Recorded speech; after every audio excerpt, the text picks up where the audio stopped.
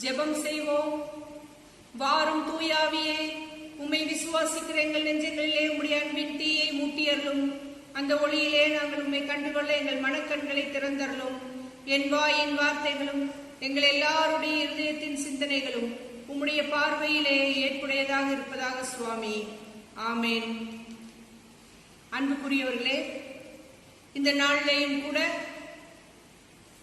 ஆண்டவருடைய செய்தியை பகிர்ந்து கொள்ளும்படியாக இந்த வாய்ப்பு கிடைத்திருக்கின்றது. இயேசு கிறிஸ்துவனுடைய திருநாமத்தினாலே உங்கள் எல்லாருக்கும் வாழ்த்துக்களை தெரிவித்துக் கொள்கின்றேன். இந்த வாய்ப்பை உருவாக்கி கொடுத்த அனைத்து போதக அன்பர்களுக்கும் நான் நன்றியையும் வாழ்த்துக்களையும் தெரிவித்துக் கொள்கின்றேன். இதுபோன்று ஊரடங்கு சமயத்திலே நமக்கு இருக்கின்ற இந்த தொலைத்தொடர்பு வசதியை வைத்து நம்முடைய திருச்சபை மக்களை சென்றடைவது என்பது எனக்கு கிடைத்த ஒரு நல்ல ஒரு பாக்கியமாக நினைக்கின்றேன். அநேக மக்கள் இன்று எந்த வகையிலுமே சந்திக்கப்பட முடியாமல், தங்களை யாரும் வந்து பார்க்க முடியாமல் இருக்கிறதே என்று வருந்திக் கொண்டிருக்கிறார்கள்.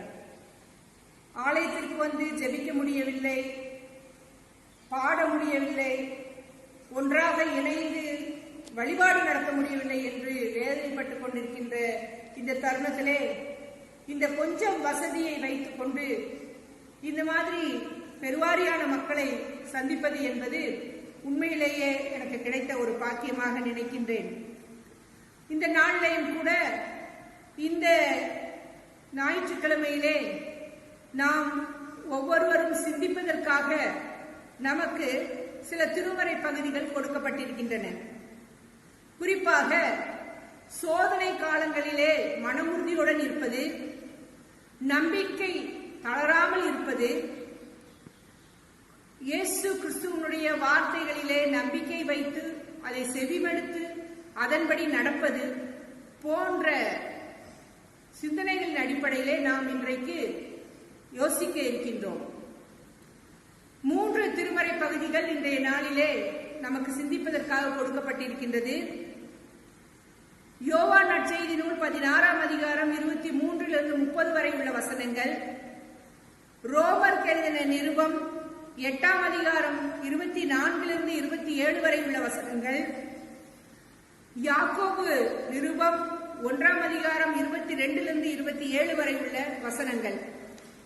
இந்த 3 பகுதியிலுமே ஒரு தொடர்பு இருப்பதாக நான் பார்க்கின்றேன். முதலாவதாக யோவான் நற்செய்தி நூலை எடுத்துக்கொண்டோம் என்று சொன்னால், அங்கே இயேசு கிறிஸ்துவின் மூலமாக கடவுளுடைய வாக்கு தத்தம் நமக்கு அங்கே கொடுக்கப்பட்டிருக்கின்றது. இரண்டாவதாக ரோமர் நிருபத்திலே 8ஆம் அதிகாரத்திலே தூய ஆவியார் மூலமாக நாம் எப்படி பலப்படுத்தப்படுகிறோம் என்கின்ற செய்தி சொல்லப்பட்டிருக்கின்றது.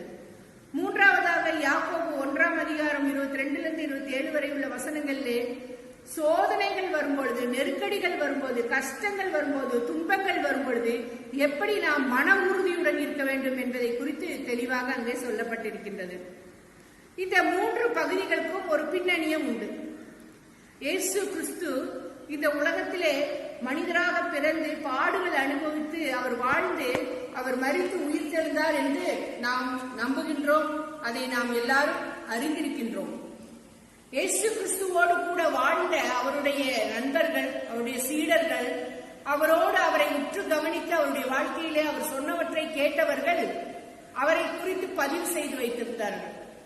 அது அவர் அந்த 1ஆம் நூற்றாண்டு முதல் பகுதியிலேயே எழுதப்பட்ட சில பகுதிகள், சில பிரதிகள்.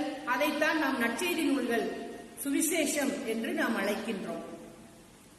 இந்த நிரூபங்கள் எல்லாம் ஒவ்வொரு காலகட்டத்திலே எழுதப்பட்டிருக்கின்றது. இந்த நிரூபங்களுக்கு ஒரு கால சூழல் இருக்கின்றது. கிட்டத்தட்ட நாம் இப்பொழுது அனுபவித்துக் கொண்டிருக்கின்ற சூழலை விட பல மடங்கு அதிகமான நெருக்கடியான ஒரு சூழல். இயேசு கிறிஸ்துவுக்கு அப்புறம் இயேசு கிறிஸ்துவை பின்பற்றியவர்கள் ஆங்காங்கே சபைகளாக, குழுக்களாக இணைந்து இந்த நெருக்கடியான காலத்திலே ஒளிந்திருந்து வழிபாடு நடத்திய தருணங்கள் எல்லாம் இருக்கின்றது. இது மாதிரியான தருணங்களிலே அந்த திருச்சபை மக்களை உற்சாகப்படுத்துவதற்காகவும் அவர்கள் நம்பிக்கை என்பதற்காக, அவருடைய நம்பிக்கையை ஸ்திரப்படுத்துவதற்காகவும் சொல்லப்பட்ட ஒரு சில விஷயங்கள் இந்த நிருபங்களிலே இருக்கின்றது. மேலும் அந்த காலகட்டத்திலே வாழ்ந்தவர்களுக்கு இயேசு கிறிஸ்து இன்றைக்கு வந்துருவாரோ, நாளைக்கு வந்துருவாரோ, அல்லது உடனே இப்பொழுதே வந்துட்டால் நாம் அவரோடு எடுத்துக்கொள்ளப்படுவோமோ என்கின்ற குழப்பங்கள் எல்லாம் நிறைய இருந்தது. இந்த மாதிரியான சூழ்நிலையில எதிர்பார்ப்போடு எப்பொழுது விடியும் என்று காத்துக் கொண்டிருந்த மக்களுக்கு இந்த நிரூபங்கள் ஒரு நல்ல செய்தியை கொடுக்கின்றதாக இருக்கின்றது. அவர்களை உற்சாகப்படுத்த வேண்டும், அவர்களை மன தைரியப்படுத்த வேண்டும் என்பதற்காக எழுதப்பட்ட இந்த பகுதிகளும் இருக்கின்றன. அதே போல ஒரு சில நிருபங்கள் பொதுவான சில அறிவுரைகளை கொண்டதாக இருக்கின்றது. குறிப்பாக எருசலேமிலே இருந்து சிதறண்டு போன பல கிறிஸ்தவர்கள் பல பகுதியிலே வாழ்ந்து கொண்டிருந்தார்கள். அவர்களுக்கெல்லாம் இந்த நம்பிக்கையோடு நாம் இருக்க வேண்டுமா? இந்த நம்பிக்கை, இந்த வழிபாடை நாம் எப்படி கொண்டு போவது? நாம் கடந்து வந்த பாதையிலே, நாம் பின்பற்றி வந்த சமயத்திலிருந்து நாம் இப்பொழுது இந்த சமயத்திற்கு வந்திருக்கிறோமே, உங்கள் காலத்திலே யூதர்களாக இருந்தோம், இப்ப யூத கிறிஸ்தவர்கள் ஆகிவிட்டோமே, நம்முடைய நிலைப்பாடு எப்படி இருக்க போகிறது என்கின்ற கேள்விகள்லாம் அவர்களுக்கு நிறைய இருந்தது. அப்போ இதை எழுதியவர்கள் என்ன சொல்றாங்கன்னா, அவங்களை உற்சாகப்படுத்துறார்கள். குறிப்பாக இயேசு கிறிஸ்துவிலே நம்பிக்கை வைத்து அவரை பின்பற்றி வந்த மக்களுக்கு ஒரு நம்பிக்கை கொடுக்கக்கூடிய ஒரு நல்ல ஒரு வார்த்தைகளாக இந்த பகுதியிலே நான் பார்க்கின்றேன். நீங்கள் பார்த்தீர்கள் என்று சொன்னால், யோவான் நற்செய்தி நூல் 16ஆம் அதிகாரத்திலே 4 விதமான வாக்கு தத்தங்கள் கொடுக்கப்படுகிறது. 16ஆம் அதிகாரம், யோவான் நற்செய்தி நூல் 16ஆம் அதிகாரம் 20வது வசனத்திலே, உங்கள் துயரம் மகிழ்ச்சியாக மாறும், உங்களுடைய துக்கம் சந்தோஷமாக மாறும் என்று சொல்லப்பட்டிருக்கின்றது. பல வேளைகளில் நம்முடைய வாழ்க்கையிலே துயரம் மட்டுமே சிலவர்களுக்கு வாழ்க்கையாக இருக்கும். துயரம் அவ்வப்போது வந்து போகின்றவர்களுக்கு அதை சந்தித்து சந்தித்து கடந்து வருவது ஒரு பிரச்சனை அல்ல. ஆனா எப்பவுமே கஷ்டம், கஷ்டமே வாழ்க்கையா என்று எண்ணிக்கொண்டிருக்கின்ற மக்கள் இன்றைய காலகட்டத்திலே நாம் நிறைய பேரை கண்கூடாக பார்க்கின்றோம், கேட்கின்றோம், தொலைக்காட்சியிலே பார்க்கின்றோம். இதற்குதான் துன்பப்படுறோமா என்கின்ற கேள்வி பதில் கிடைக்காமல் வாழ்கின்ற மக்கள் நிறைய பேர் இருக்கிறார்கள். என்ன கஷ்டம், ஏன் கஷ்டம், எப்படி வந்தது இந்த கஷ்டம், ஏன் நம்ம அலையிறோம்னு அவர்கள் அப்படியே பயணித்துக் கொண்டே போகிறார்கள், தேடிக்கொண்டே போகிறார்கள், விடை தேடிக்கொண்டே இருக்கிறார்கள். இதுதான் கஷ்டம்ன்றதா, சரி இந்த கஷ்டத்தோடயே நம்ம வாழணுமா என்று நினைக்கின்ற மக்கள் இருக்கார்கள். ஆனால் இங்கே யோவான் ஆசிரியர் சொல்லுகின்றார், உங்கள் துக்கம் சந்தோஷமாக மாறும், உங்கள் துயரம் மகிழ்ச்சியாக மாறும். இது முதலாவது வாக்குத்தத்தம். இரண்டாவதாக, உங்கள் மகிழ்ச்சியை யாரும் உங்களிடமிருந்து நீக்கிவிட முடியாது. யோவான் நற்செய்தி 16ஆம் அதிகாரம் 22ஆம் வசனத்திலே, உங்கள் மகிழ்ச்சியை யாரும் உங்களிடத்திலே இருந்து நீக்கிவிட முடியாது என்கின்ற ஒரு நல்ல ஒரு வாக்கியம் அங்கே இருக்கின்றது. 16ஆம் அதிகாரம் 24ஆம் வசனத்திலே பார்த்தீர்கள் என்று சொன்னால், கேளுங்கள் பெற்றுக்கொள்வீர்கள், அப்பொழுது உங்கள் மகிழ்ச்சி நிறைவடையும். நமக்குள்ளாக மகிழ்ச்சி இருக்கின்றது, அந்த மகிழ்ச்சி எப்படி நிறைவடையும் என்று சொன்னால், அது கேட்கும் பொழுது அது நிறைவடையும் என்று இங்கே சொல்லுகின்றார். 16ஆம் அதிகாரம் 27ஆம் வசனத்தில், ஏனெனில் கடவுள் தம் மீது அன்பு கொண்டுள்ளார், கடவுள் நம் மீது அன்பு கொண்டுள்ளார் என்று சொல்லுது.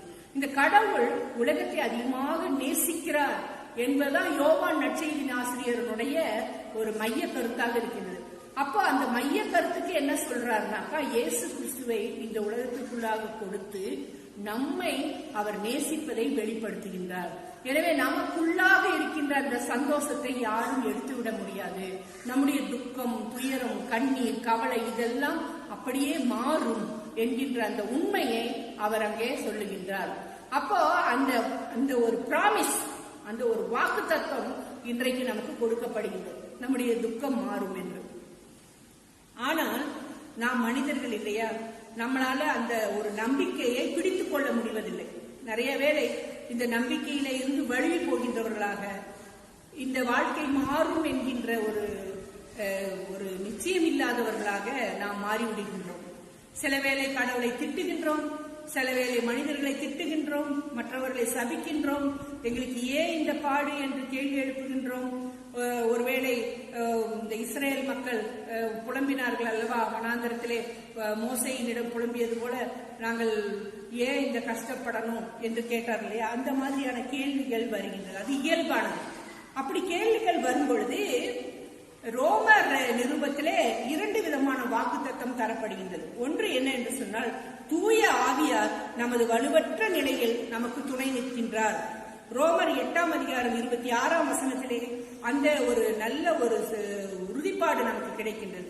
ஒருவேளை நாம் கலங்கி தவித்து கண்ணீர் விட்டு புலம்பி நிற்கின்ற நேரத்திலே தூய ஆவியானவர் நமது வலுவற்ற நிலையில் நமக்கு துணை நிற்கின்றார் என்கின்ற இந்த வாக்கு தத்தம் நம்மை ஸ்திரப்படுத்துவதாக. இது அந்த காலத்தில் வாழ்ந்த 1ஆம் நூற்றாண்டு கிறிஸ்தவர்களுக்கு மட்டும் சொல்லப்பட்டதாக நாம் எடுத்துக்கொள்ள தேவையில்லை. இன்றைக்கு திருச்சபைகள் எல்லாம் இன்னும் வழிபாடு நடத்துவதற்கு முடியாமல் இருக்கின்றோம். மக்கள் எல்லாம் கேள்வி எழுப்புகின்றார்கள். இது ஒருவேளை கடவுளுடைய சாபமாக இருக்குமோ? இது ஒருவேளை கடவுளுடைய தண்டனையாக இருக்குமோ? இது ஒருவேளை நாம் இந்த மாதிரி இருக்க வேண்டும் என்பது கடவுளுடைய திட்டமாக இருக்குமோ என்றெல்லாம் மனதிற்குள்ளாக நிறைய கேள்விகள், அதை பற்றின வாதங்கள் இப்படியெல்லாம் வருகின்றது. சிலர் இது முடிவு காலம் நெருங்கிவிட்டது என்று சொல்லுகின்றார்கள். ஆனால் இந்த சூழ்நிலையிலே ரோமர் நிருபத்திலே பவுல் சொல்வது என்ன என்று சொன்னால், தூய ஆவியார் நமது வலுவற்ற நிலையில் நமக்கு துணை நிற்கின்றார் என்று. இந்த 8:27 பார்த்தீங்கன்னா, தூய ஆவியார் நம் உள்ளங்களை அறிந்திருக்கின்றார். இந்த நமக்கு ஒருவேளை ரொம்ப முடியாத சூழல் வருமா என்று சொன்னால், அந்த சூழ்நிலையிலே கூட கடவுள் நம்மை அறிந்திருக்கின்றார், நம்மை வலுப்படுத்துகிறார் என்பது ரோமர் நிருபத்தினுடைய ஒரு உண்மையாக இருக்கின்றது. மூன்றாவதாக யாக்கோபு நிருபம் 1:22 வரை உள்ள வசனங்களை பார்த்தோம் என்று சொன்னால், அங்கே சில அறிவுரைகள் தரப்பட்டிருக்கின்றது. இது கொஞ்சம் லேட்டர் பீரியட். இயேசு கிறிஸ்துவனுடைய மரணத்திற்கு பிறகு, உயிர்த்தெழுதலுக்கு பிறகு 1ஆம் நூற்றாண்டிலிருந்து கடந்து வந்து கொஞ்சம் அந்த நூற்றாண்டு முடிகின்ற தருணத்திலே, கிறிஸ்தவர்கள் எல்லாம் பெருகிவிட்ட தருணத்திலே, அப்பொழுதும் சில தடுமாற்றங்கள் இருந்த பொழுது அங்கே யாக்கோபு நிருபத்த ஆசிரியர் சொல்லுகின்றது என்ன என்று சொன்னால், இங்கே அவர்களை இன்னும் நாம் பலப்படுத்த வேண்டி இருக்கின்றது என சில தடுமாற்றங்களை பார்க்கின்றார்கள். அதிலே அழகாக அவர் சொல்வது, யாக்கோபு நிருபம் 1ஆம் அதிகாரத்திலே சொல்லப்படுகின்ற 2 உருவகங்கள் ரொம்ப அருமையான ஒரு ஓங்கோகங்கள்.